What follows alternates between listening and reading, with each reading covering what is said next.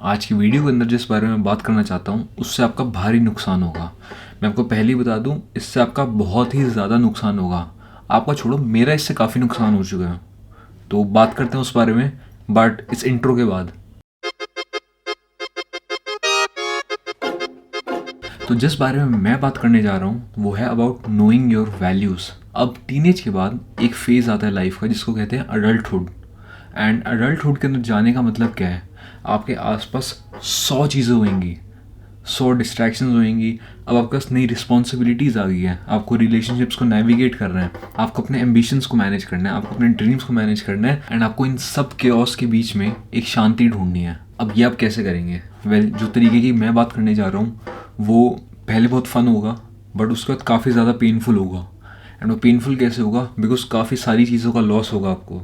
And वो कैसे, मैं बताता हूँ। तो सबसे पहले जब आप इन सारी चीज़ों के अराउंड घिरे हुए होंगे, आपको डिसीजन लेना है लाइफ के बारे में, आपको चीज़ें नेविगेट करनी है, आपको रिलेशनशिप्स में नेविगेट करने हैं, आपको डिसीजन लेने हैं अपने लाइफ के लिए भी, बट उसके साथ ही साथ डे टू डे लाइफ के लिए आप हर रोज़ किस तरीके से गुजार रहे हैं उसके बारे में आपको खुद डिसीजन लेना है। एंड इन सब चीज़ों का भार जो है वो आपके ऊपर आता है अडल्टहुड के अंदर। एंड यही चीज़ होती है जो आपको अडल्ट बनाती है। तो इसका एक सिंपल सा सोल्यूशन मैंने निकाला है, एंड ये मैंने खुद एक्सपीरियंस करके निकाला है। एंड आई गेस सभी ये प्रोसेस फॉलो करते हैं। एंड ये बहुत ही ज़्यादा नेचुरल प्रोग्रेशन है, ये कहीं किसी बुक के अंदर नहीं लिखा हुआ, लेकिन नेचुरल प्रोग्रेशन चीज़ों का इसी तरीके से होता है। एंड इसी तरीके से आप चीज़ें सीखते हैं। एंड वो है बाय नोइंग योर वैल्यूज़। आप किस चीज़ को रिप्रेजेंट करते हैं, इन चीज़ों को आप प्रायोरिटाइज करते हो, उनको जानिए, अपनी वैल्यूज़ को जानिए कि आप कैसे इंसान हैं, एंड स्टिक बाय इट। अपनी वैल्यूज़ को किसी के लिए चेंज मत करो, बिकॉज अपनी वैल्यूज़ किसी और के लिए चेंज करना ये आपकी खुद की वर्थ गिरा रहा है। वेल, अगर आपको पता है कि आपकी वैल्यूज़ क्या हैं, आप किन चीज़ों के लिए स्टैंड करते हैं, क्या चीज़ें आपके लिए मैटर करती हैं, एंड आप उनके साथ स्टिक करे रहते हैं, तो वेल आप एक सेंस ऑफ सिक्योरिटी रिलीज़ करें अपने through. But on the other hand, अगर आप अपनी वैल्यूज़ को चेंज करें हैं कहीं पे फिट इन होने के लिए, कहीं पे अटेंशन ग्रैब करने के लिए, कहीं पे अपनी प्रेजेंस को फिल्ड कराने के लिए, तो वो एक क्लियर साइन है आपकी इनसिक्योरिटी का। एंड इनसिक्योर होना काफ़ी नॉर्मल चीज़ है, बट उस इनसिक्योरिटी के थ्रू अपनी खुद की सिक्योरिटी ढूंढना वो आपकी खुद की रिस्पॉन्सिबिलिटी है।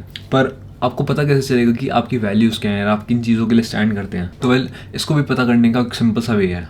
वेल, आपकी वैल्यूज़ आपकी पर्सनैलिटी के अंदर ही छुपी हुई होती हैं। वो इतनी ऑन द फेस नहीं होती है कि सबको पता चल सके या आपको खुद को पता चल सके, बिकॉज आपकी बचपन से लेके अडल्टहुड तक की अपब्रिंगिंग सारी की सारी आपकी पर्सनैलिटी के अंदर ही छुपी हुई है।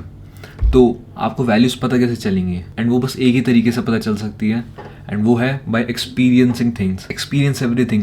जो चीज़ आपने नहीं करी है, नए एक्सपीरियंसेस, नई जगहों पे जाओ, नई चीज़ें करो, नई हॉबीज़ होनी चाहिए, नए एक्सपीरियंसेस, नए लोगों से मिलो, नई एक्टिविटीज़ करो, एंड ये कंसिस्टेंटली करो 1-2 साल के लिए। उसके बाद पीछे मुड़ के देखो अपने पिछले 1-2 साल के अंदर रेट्रोस्पेक्ट में, एंड देखो कि आपको पिछले 1 या 2 साल के अंदर कौन कौन सी चीज़ें थी जो आपको अच्छी लगी, एंड कौन कौन सी चीज़ें थी जो आपको नहीं अच्छी लगी। कौन कौन सी चीज़ें थी जिन्होंने आपके मॉरल्स को चैलेंज किया, एंड कौन कौन सी चीज़ें थी जिन्होंने आपके मॉरल्स को सपोर्ट किया। एंड अपने आप से पूछो कि जिन चीज़ों ने आपके मॉरल्स को चैलेंज किया, क्या आप उनके साथ ओके हैं? अगर आप हाँ ओके हैं तो वो आपकी नई वैल्यूज़ हैं। बट अगर आप ओके नहीं हैं तो आपको पता चल गया कि अब आपकी क्या वैल्यूज़ हैं, आपके क्या मॉरल्स हैं। आपको अपने बारे में तभी पता चलेगा जब आपके पास एक एक्सपीरियंस का एक बंडल होगा बहुत बड़ा, एंड उस बंडल में से आप चीज़ें सिलेक्ट करेंगी कौन सी चीज़ें आपको रखनी है, कौन सी चीज़ें आपको नहीं रखनी है, कौन सी वैल्यूज़ हैं जिनको आप सपोर्ट करते हैं, कौन सी वैल्यूज़ हैं जिनको आप सपोर्ट नहीं करते हैं। अब इसका नुकसान क्या है? वेल, इसका काफ़ी बड़ा नुकसान है।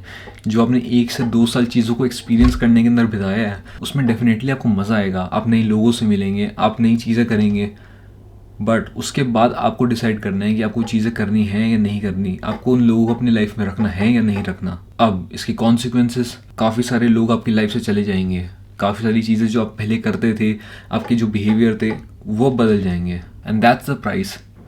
आपको कुछ चीज़ों के ऊपर कॉम्प्रोमाइज़ करना पड़ेगा। आपके दोस्त लोग जो आपके साथ पहले लाइफ के अंदर थे अब वो आपके साथ नहीं होंगे, काफ़ी सारे रिलेशंस ख़राब होंगे, but on the other side आपको आपकी वैल्यूज़ पता चली हैं, आपको अपने मॉरल्स पता चले हैं, आपको अपनी वैल्यूज़ पता चली हैं, आपको ये चीज़ें पता चली हैं। इससे होगा क्या?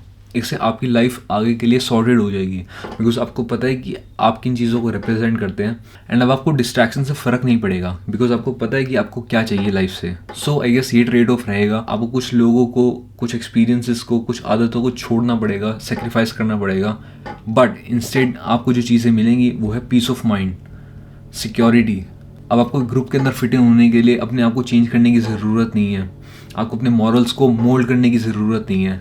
आप अपनी मर्ज़ी के मालिक हो। अब आप खुशी खुशी ना कह सकते हो। अब आपके पास कंट्रोल है नो कहने का, बिकॉज आपको पता है कि आपको क्या चीज़ें चाहिए। इन दी एंड मैं बस ये कहना चाहूँगा, find your values, underline those values and stick by it. Don't change it for anyone. किसी के लिए भी अपनी वैल्यूज़ को चेंज मत करो।